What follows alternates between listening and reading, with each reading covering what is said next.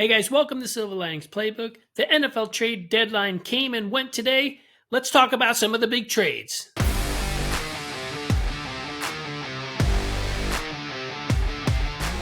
First off, let's talk about the New York Jets. The New York Jets have signaled that they have given up on this season and are getting ready for next season and beyond. The biggest shocker, Sauce Gardner, who they signed to a big contract over the summer, looking like he was going to be one of their main players in the rebuild with Aaron Glenn. Well, Sauce Gardner, welcome to the Colts. You're now in a first place team from a last place team. Congratulations to you on that, and congratulations on your chance at the playoffs and a potential Super Bowl run. I'm feeling like Sauce Gardner may have been traded because his play this year hasn't lived up to the elite level, the contract that they gave him over the summer. He definitely, in games that I've been watching, especially in the game in London, he was getting picked on. They were throwing at him. They weren't avoiding him, and he was getting beat for scores.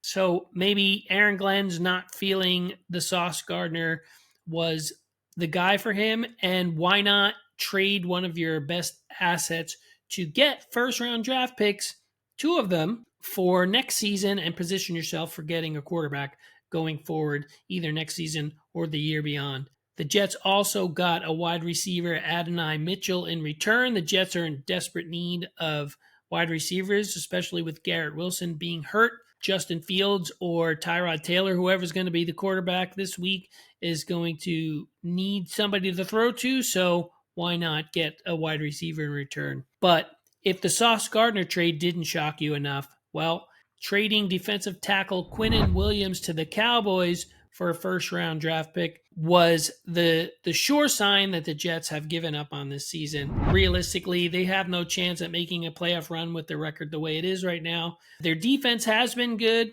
I was actually thinking about picking them up for this week 10 in my fantasy lineup going against Cleveland, but now without Sauce Gardner and Quinnen Williams, I'm pretty much going to stay away from the Jets defense the rest of this year until I see how this all shakes out. Giving away your 2 best players, I shouldn't say giving away, trading away your 2 best players is a sure sign that you've given up on the season and you're rebuilding in full-on rebuilding mode, which they need, but it's disappointing that these guys won't be there to help the turnaround.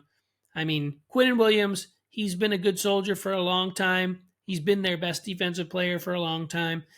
He needs a chance to go somewhere else and get a fresh start. I'm not sure that the Cowboys, in their current condition, is a good thing. The Cowboys and Jerry Jones are clearly looking to recover from the debacle of trading away Micah Parsons to the Packers. Quinnen Williams is definitely a stud player, but he's been around a while. I'm not sure he's going to be the answer to help save the Cowboys in their current state of affairs. But I guess combining Quinnen Williams and Kenny Clark, hopefully they can get a control on stopping the run, which the Cowboys have been terrible at. I mentioned last time that if you have a running back going against the Cowboys, you should get them in your fantasy lineup. This trade might make you think twice about that, but we'll see how quickly Quinnen Williams can get installed in the Cowboys defense and see what that looks like in the coming weeks. The Cowboys also, trying to fill Micah Parsons' shoes, traded with the Cincinnati Bengals for linebacker Logan Wilson for a 7th-round draft pick. Again, Jerry Jones is trying to find players to replace the best linebacker in the NFC, and I'm not sure that Logan Wilson is the answer. From a Cincinnati perspective, considering what happened with them and the Bears last week, and Chase Brown calling out the defense for not stopping them at the end of that game, that's a whole nother thing we'll get into in another video. But trading away one of your better linebackers after having such a poor showing, giving up 47 points to the Bears and losing a game because you couldn't stop them and get the ball back to your offense, trading away a linebacker, maybe not the best idea. If I'm in Cincinnati, I'm a bit concerned.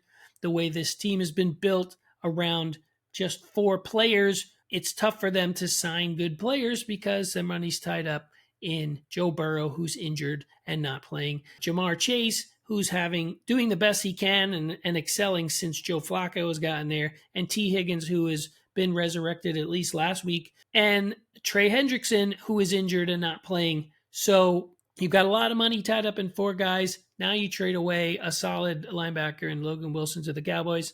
Cincinnati fans, I'd be a little bit concerned about what's going on, especially with the players talking about each other in the press after the game last week, and now this trade today. We'll have to see what Cincinnati looks like in week 10 after this trade, but I'm a little bit concerned for their defense, which was already struggling. The Seahawks made a trade with the New Orleans Saints to get RASHID SHAHEED. He's going to be reunited with offensive coordinator Clint Kubiak. SHAHEED did really well in the games he played under Kubiak last year before he got injured, and it gives them a speed factor to go along with Jackson Smith-Njigba, who's just playing out of his mind and is the best wide receiver in the NFL this year. With Sam Darnold playing great the way he did against the Commanders on Monday, now giving him another weapon. It'll be interesting to see how SHAHEED fits in and how quickly he can get up to speed. Cooper Kupp has been hurt, so they definitely need another wide receiver. So SHAHEED and Jackson Smith-Njigba on the outside is going to be very interesting.